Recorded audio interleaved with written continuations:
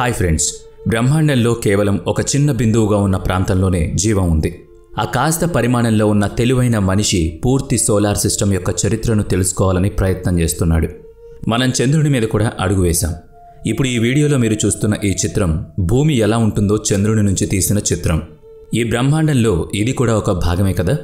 సౌరమండలంలో పూర్తిగా 8 గ్రహాలున్నాయి. భూమి 4వ గ్రహం. Mercury, Venus, Mars. వీటి మీద జనాలు నివసించగల వాతావరణం ఉంది అని తెలుసుకోవడానికి మనకి చాలా సమయం పట్టింది. ఇక జూపిటర్, సాటర్న్, యురేనస్, నెప్ట్యూన్ గ్రహాల మీద నివసించడానికి ఎటువంటి అవకాశాలు కూడా లేవు. చంద్రుని మీద కూడా ఎటువంటి వాతావరణం ఉందో తెలుసుకోవడానికి ఇప్పుడు మనం ప్రయత్నాలు మొదలుపెట్టాం. అయితే ఇప్పుడు మనం మన భూమి మీద నివసిస్తున్న అచ్చం అలాంటి వాతావరణం మరి ఏ ఇతర గ్రహాల మీద కూడా ఉందా? మనం నివసించడానికి యోగ్యత గల గ్రహాల మీద భూమి ఎలా ఉంటుందో ఈ వీడియోలో మీకు తెలియజేయబోతున్నాం. కొన్ని నిజమైన చిత్రాలు అంతరిక్ష పరిశోధనల నుంచి తీసినవి, మరికొన్ని యానిమేటెడ్వి చూపించబోతున్నాం. ముందుగా సూర్యుడికి అతి దగ్గరగా ఉండే బుధగ్రహం, మెర్క్యూరీ గ్రహం గురించి తెలుసుకుందాం. బుధగ్రహం పూర్తిగా ఎండిపోయినట్టుగా ఉంటుంది. ఎటువంటి వాతావరణం కూడా కనిపించదు. మన చంద్రునిలాగా ఎత్తు పల్లాలు ఉండవు. ఎక్కువగా గుంతలు కూడా ఉంటాయి. కొన్ని కోట్ల కిలోమీటర్ల వరకు వెడల్పు, దాదాపు 3 కిలోమీటర్ల లోతు ఉండే గుంతలుంటాయి. శక్తివంతమైన సౌరగాలి ఈ గ్రహం యొక్క కొద్దిపాటి ఆక్సిజన్, సోడియం వాతావరణాన్ని కామెట్ తోకలాగా దూరంగా నెట్టివేస్తుంది. అదే సమయంలో దాన్ని తిరిగి నింపుతుంది. ఉష్ణోగ్రత పగటిపూట 425 డిగ్రీల సెల్సియస్ నుంచి రాత్రికి 200 సెల్సియస్ వరకు ఉంటుంది. శాస్త్రవేత్తల అంచనా ప్రకారం మెర్క్యూరీకి చంద్రుడికి కొద్దిగా దగ్గరి పోలికలున్నాయి. చూడగానే చంద్రుని ఎలా అనిపిస్తుంది. ఈ గ్రహం మీద మొట్టమొదటి గడ్డ దాదాపు 1550 కిలోల వరకు ఉంటుంది. 1974లో మరీనర్ ఎన్ మిషన్ ద్వారా దీన్ని గుర్తించారు. బుధగ్రహం మీద ఉన్న వాయుమండలంలో వాతావరణం ఉండదు. మన భూమి మీద ఉన్నట్టుగా వాతావరణ మార్పులు బుధగ్రహం మీద ఉండవు. అసలు బుధగ్రహం మీదకి మనిషి వెళ్ళలేడు. ఇటువంటి వాతావరణం మనిషి తట్టుకోవడం చాలా కష్టం. మెసెంజర్, మరీనర్ 10 అనే 2 అంతరిక్ష వాహనాలను బుధగ్రహం మీదకు ఇప్పటి వరకు పంపించారు. వీనస్, శుక్రగ్రహం. ఈ గ్రహం మీద ఉష్ణోగ్రత 425 డిగ్రీల సెల్సియస్గా ఉంది. భూమిపై 45 నుంచి 50 డిగ్రీల సెల్సియస్ ఉష్ణోగ్రత ఉంటే మానవ చర్మం కాలిపోవడం ప్రారంభమవుతుంది. మరి 400 కన్నా ఎక్కువ ఉష్ణోగ్రతల్లో మానవుడి పరిస్థితి ఎలా ఉంటుందో మీరే ఊహించుకోండి. ఈ గ్రహం సల్ఫ్యూరిక్ ఆమ్లం నిల్వలను కూడా కలిగి ఉంది. అటువంటి పరిస్థితులు ఉన్న చోటికి ఒక వ్యక్తి వెళితే అతని ఎముకలు ఒక్క క్షణంలో కరిగిపోతాయి. బిలియన్ల సంవత్సరాల క్రితం ఈ గ్రహం మీద పెద్ద మొత్తంలో నీరు లేదా మహాసముద్రాలు ఉండేవని శాస్త్రవేత్తలు నమ్ముతున్నారు. అయితే తీవ్రమైన ఉష్ణోగ్రతల ప్రభావం కారణంగా ఉపరితల నీరు కరిగిపోయింది. ఈ గ్రహం మీద వాతావరణ పీడనం భూమి కంటే 92 రెట్లు ఎక్కువ. దీనివల్ల ఏ వ్యోమనౌక కూడా దాని ఉపరితలంపై ఎక్కువసేపు ఉండలేదు. ఈ గ్రహం మీదకు మానవులు వెళ్లడం అనేది కష్టతరమైన విషయం. ఈ సారూప్యతలు ఉన్నప్పటికీ వీనస్ మన గ్రహం నుంచి చాలా భిన్నంగా ఉండే అనేక ప్రత్యేక లక్షణాలను కలిగి ఉంది. వీనస్ యొక్క అత్యంత ముఖ్యమైన లక్షణాల్లో ఒకటి దాని అత్యంత దట్టమైన మరియు విషపూరితమైన వాతావరణం. సల్ఫ్యూరిక్ యాసిడ్ మేఘాలతో, ప్రధానంగా కార్బన్ డయాక్సైడ్తో కూడి ఉంటుంది. వీనస్ వాతావరణం విపరీతమైన గ్రీన్ హౌస్ ప్రభావాన్ని ఉత్పత్తి చేయగలదు. ఇది సౌర వ్యవస్థలో అత్యంత హాటెస్ట్ గ్రహంగా మారుతుంది. 460 డిగ్రీల సెల్సియస్కు చేరుకునే ఉపరితల ఉష్ణోగ్రతలు ఈ గ్రహం మీద ఉంటాయి. వీనస్ యొక్క ఆసక్తికరమైన మరో లక్షణం దాని తిరోగమన భ్రమణం. అంటే ఇది సౌర వ్యవస్థలోని చాలా గ్రహాలకు వ్యతిరేక దిశలో తిరుగుతుంది. చివరిగా వీనస్ యొక్క ఉపరితలం క్రేటరస్, పర్వతాలు మరియు అగ్నిపర్వతాల మైదానాల శ్రేణులతో గుర్తించబడింది.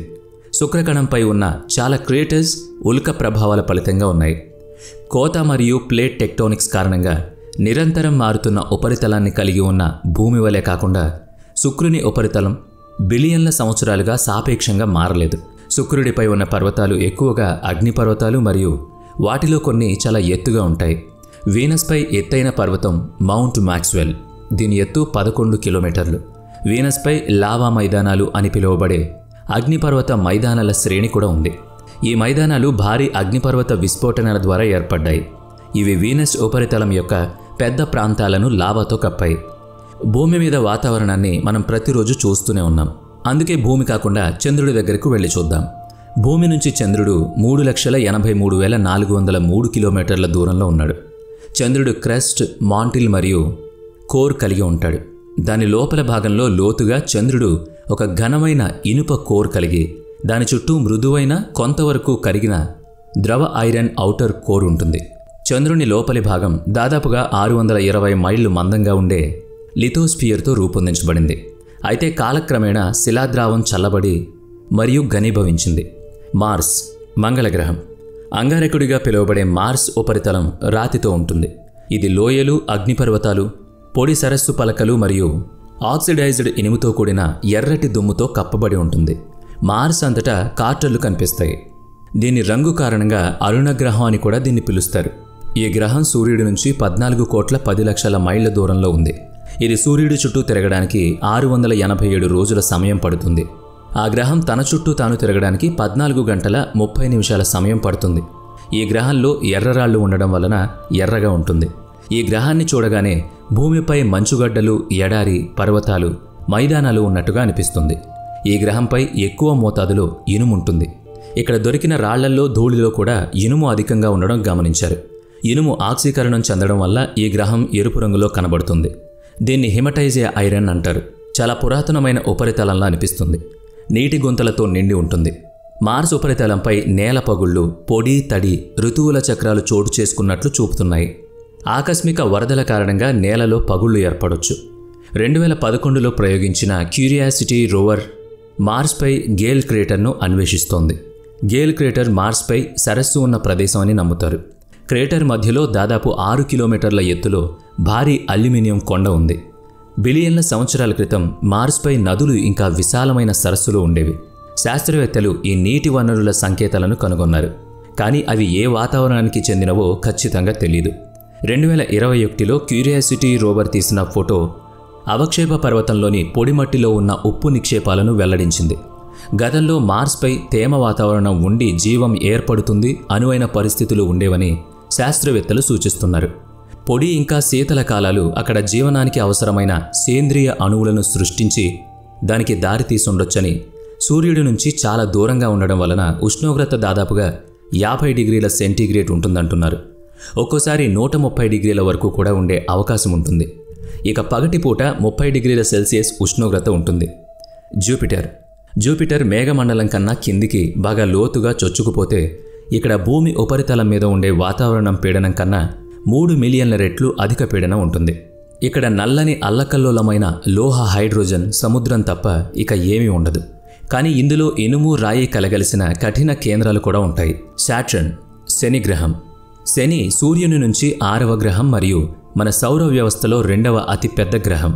మన సౌర వ్యవస్థలోని ఇతర గ్రహాల మాదిరిగానే శని సుమారు 4.6 బిలియన్ సంవత్సరాల క్రితం ప్రోటోప్లానెటరీ డిస్క్ అని పిలువబడే గ్యాస్ మరియు ధూళి యొక్క స్పిన్నింగ్ డిస్క్ నుంచి ఏర్పడింది. గురుత్వాకర్షణ వల్ల ఈ పదార్థం కలిసి రావడంతో శని క్రమంగా మధ్యలో ఏర్పడింది. శని గ్రహం యొక్క అత్యంత ముఖ్యమైన భాగం దాని అద్భుతమైన రింగ్ సిస్టమ్. ఇది చిన్న ధాన్యాల నుంచి పెద్ద భాగాల వరకు లెక్కలేనన్ని మంచు కణాలతో కూడి ఉంటుంది. శని శక్తివంతమైన తుఫాన్లను మరియు జట్టు ప్రవాహాలతో సహా డైనమిక్ వాతావరణ సమూహాలను అనుభవిస్తుంది. సాటర్న్పై అత్యంత ముఖ్యమైన తుఫాన్ గ్రేట్ వైట్ స్పాట్. ఇది దాదాపు 30 శని సంవత్సరాలకు సమానమైన ప్రతి శని సంవత్సరానికి ఒకసారి సంభవించే భారీ తుఫాను వ్యవస్థ. ఇప్పటికీ శని గ్రహం మీదకి 4 అంతరిక్ష నౌకలు పంపించారు. పైనీర్ 11, వయోగర్ 1, వయోగర్ 2, క్యాసినీ మిషన్ ద్వారా మనం సాటర్న్ను అతి దగ్గర నుంచి అధ్యయనం చేసే అవకాశం లభించింది. అక్కడ గాలి గంటకు 18 నుంచి 200 కిలోమీటర్లు ఉంటుంది. ఇక్కడ గ్యాస్ అధిక మాత్రం ఉండడం వల్ల మానవుడు నివసించేందుకు అవకాశం లేదు. యురేనస్, దీన్ని నీలి గ్రహం అని అంటారు. ఇది సూర్యుడి నుంచి 7వ గ్రహం. జూపిటర్ లాగా ఇది కూడా వాయువులతో నిండిన గ్రహమే. అక్కడ కనీసం నిలబడే అవకాశం కూడా ఉండదు. వయోగర్ 2 అనే ఒకే ఒక్క మిషన్ను యురేనస్ మీదకి పంపించగలిగాం. వరుణ గ్రహం అరుణగ్రహానికి జూపిటర్, సాటర్న్ దాకా ఎక్కువ మంచు కప్పబడి ఉంటుంది. యురేనస్ గ్రహాన్ని తరచుగా గ్యాస్ జైంట్ అని పిలుస్తారు. ఎందుకంటే ఇది ఎక్కువగా హైడ్రోజన్ మరియు హీలియం వాయువులతో తయారు చేయబడుతుంది. ఇక్కడ సూర్యుడు తూర్పున కాకుండా పశ్చిమ దిశలో ఉదయిస్తాడు. సాధారణ గ్రహాలతో పోలిస్తే యురేనస్ గ్రహం సూర్యుని చుట్టూ వ్యతిరేక దిశలో తిరుగుతుండడమే ఇందుకు కారణంగా నిలుస్తుంది. మరి ఈ వీడియో నచ్చితే లైక్ చేయండి, షేర్ చేయండి. అలాగే ఇప్పటివరకు మన ఛానల్ని సబ్స్క్రైబ్ చేసుకున్నట్లయితే సబ్స్క్రైబ్ చేసుకుని బెల్ ఐకాన్ మీద క్లిక్ చేయండి. నెక్స్ట్ వీడియోలో మళ్ళీ కలుద్దాం. Thanks for watching.